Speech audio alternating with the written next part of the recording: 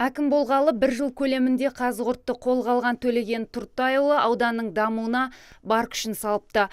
Мемлекеттік бағдарламаларды жүзеге асырып, жұмыссыздықты жоюға кіріскен. Бос сенделгендердің санын азайту үшін биыл мемлекеттен 171,9 миллион теңге бөлінген.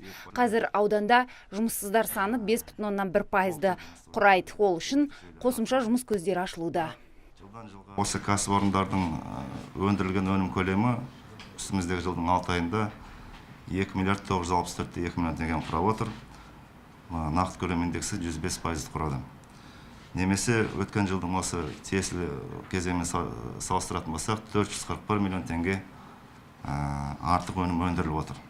Ауданның барлық саласын қамтуға тырысқан Телғараев ауыл шаруашылығы саласындағы жетістіктердің де көңіл көншітетінін жеткізді. Соңғы 6 айда 113,077,5 миллион теңгенің өнімі алынған. Алайда ауа райының қолайсыздығына байланысты биыл астықтың көрсеткіші мәз емес.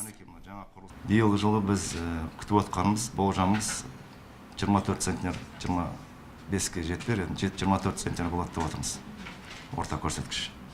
Есеп беруге әбден төселіп алған аудан басшысы білім, денсаулық, туризмді дамыту бағытында да жақсысын асыруға тырысты. Сондай-ақ жолдардың жөнделуі үшін 2,5 миллиард теңге бөлінген.